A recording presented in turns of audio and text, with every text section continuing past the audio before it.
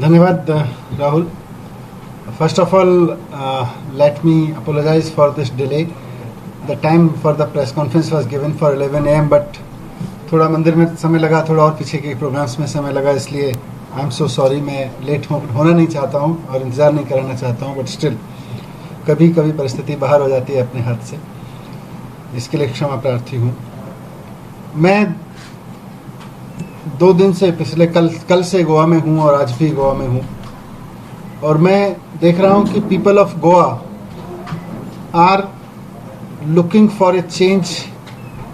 People of Goa are looking for a political team who can actually make Goa of their dreams.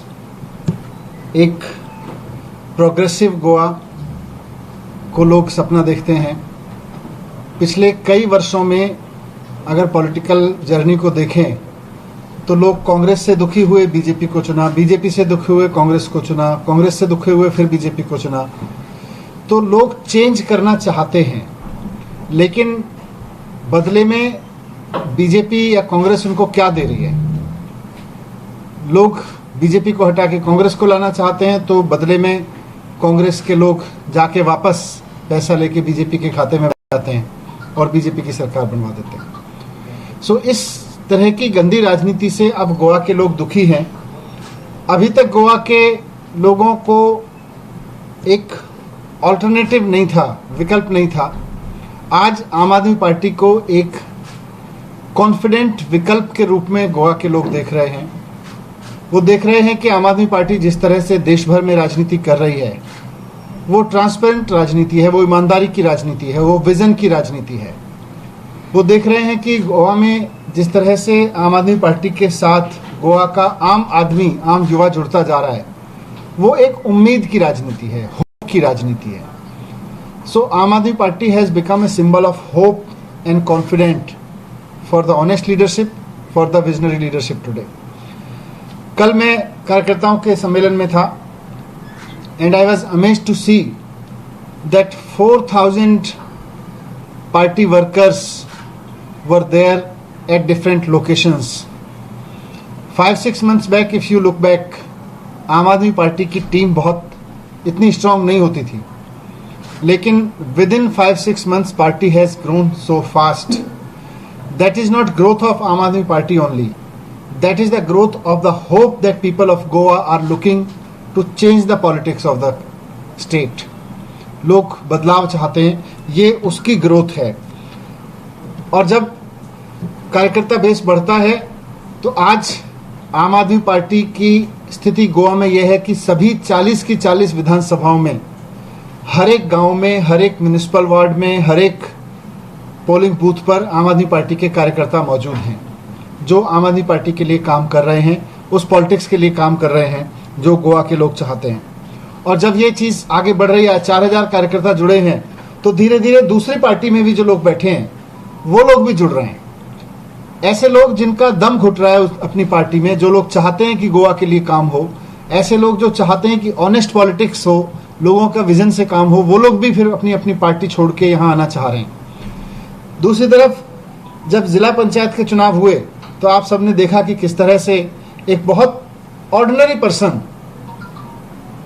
एक seat पर 26 साल का एक लड़का चुनाव जीत के आ गया. ये बेनाउलिम की सीट पर जो हमारे हंजिल जीत के आए, वो कुल मिला के 26 साल के उम्र में बहुत छोटे से खर्चे पर एक चुनाव जीत के आए. वैसे ही और भी जगह चुनाव हुए जिला परिषद में, पूरे गोवा में आम आदमी पार्टी को 15% वोट मिले, which is a big sign of change that people are looking for change. तो दूसरी पार्टी के लोग भी, जैसा मैंने कहा, अब आने के लिए उसमें कई इच्छुक हैं.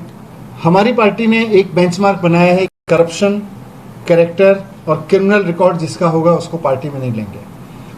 उसके अलावा गोवा का आम आदमी, गोवा का कोई पॉलिटिकल वर्कर, गोवा का कोई इंडस्ट्रियलिस्ट, गोवा का कोई सोशल वर्कर, गोवा का कोई एक्टिविस्ट, जो भी इस बदलाव का हिस्सा बनना चाहता है, मैं चाहता हूं वो सब जुड़ें. और जो ये 4000 कार्यकर्ताओं की टीम है, अगले कुछ महीनों में ये 8000 कार्यकर्ताओं की टीम बने, एक बड़ी उम्मीद की टीम बने. इसीलिए मैंने कल जिक्र किया कि जिस तरह से भाऊ साहेब ने पहले मुख्यमंत्री के रूप में गोवा में एजुकेशन की नींव रखी थी, जिस तरह से उन्होंने गोवा को एजुकेटेड गोवा की नेक्स्ट जनरेशन को best of the best education देने के लिए फाउंडेशन रखी थी, वो फाउंडेशन बाद में कांग्रेस और बीजेपी ने कमज़ोर की। कुछ समय पहले पारिकर साहब ने पूरे गोवा को इकट्ठा करके एक डेवलपमेंट की नींव रखी, लेकिन भारतीय जनता पार्टी ने आगे उनकी डेथ के बाद उस डेवलपमेंट के सपने को भी तोड़ दिया, उसको भी बरी कर दिया। तो आज जिस पार्टी में भी जो लोग गोवा को लेकर सपना देखते हैं, मैं चाहता हूं कि वो आएँ, उनकी पार्टी में उनके लिए दम घुट रहा है तो वो आम आदमी पार्टी में ज्वाइन करें, कार्यकर्ता बने, मेहनत करें और उस गोवा के सपने के लिए काम करें। पर मैं एक बहुत बड़ा बदलाव होते हुए देख रहा हूँ। 40 की 40 सीटों पर आम आदमी पार्टी चुनाव लड़ेगी और अगला जब इलेक्शन होगा विधानसभा का तो पूर्ण बहुमत की सरकार आम आदमी पार्टी बनाएगी, ऐसी मेरी विश्वास बन रही है यहाँ पर। Thank you. उनके प्रश्न लगे हुए 15% से आप कितने आदमी को चुन सकते हैं? 15% सर, ये धीरे धीरे आगे बढ़ेगा। अभी तो 6 महीने की मेहनत हुई है। हमारी टीम जो यहाँ नई जुड़ी है उसने 15% वोट में जगह बनाई है। धीरे धीरे ये 50% भी होगा। कितने महीनों में 50% होगा? अगले 7-8 महीने बाकी बचे हैं। अगले विधानसभा चुनाव से पहले होगा सर। इसके लिए आपकी स्ट्रेटेजी क्या रहेगी? स्ट्रेटेजी यही है कि और कार्यकर्ता जोड़ते चले जाएंगे और गोवा के लोग जो बदलाव चाह रहे हैं, क्योंकि Arvind Kejriwal model of governance जो है उसमें सबसे उसका रूट है honest politics. Arvind Kejriwal model of governance का रूट है विजनरी पॉलिटिक्स। उसके पे काम करेंगे और लोगों के बीच क्रेडिबिलिटी लेके आएंगे। यस सर, आप चुनाव के लिए जा रहे हैं तो आपके कौन से ये स्ट्रेटेजी होगी कि कौन से मुद्दे उठाएंगे? तो जैसा मैंने कहा कि आम आदमी party is a symbol of honest politics. आम आदमी party is a symbol of visionary politics. आज पूरे देश में जब बात होती है तो अरविंद केजरीवाल जी की पॉलिटिक्स की इसलिए बात होती है क्योंकि वो ऑनेस्टी से पॉलिटिक्स करते हैं। तो गवर्नमेंट के पास पैसे की कमी नहीं होती। पैसे की कमी नहीं होती तो फिर जनता के लिए वो गवर्नेंस का मॉडल आता है जो वहां के लोगों की सबसे ज्यादा जरूरत होती है। वो चाहे बिजली पानी का हो, एजुकेशन का हो, हेल्थ का मुद्दा हो, टूरिज्म का मुद्दा हो, इकोनॉमी का मुद्दा हो, लोगों की पर कैपिटा इनकम का मुद्दा हो। आज दिल्ली में ग्रोथ का एक नया पैमाना बन रहा है। यस आप दिल्ली में जो इलेक्शंस आपने कंडक्ट किए हमेशा एंटी करप्शन और इश्यूज रिलेटेड थे, but now why do you feel the need to appropriate a BJP leader? Is it because issues are not enough in Goa?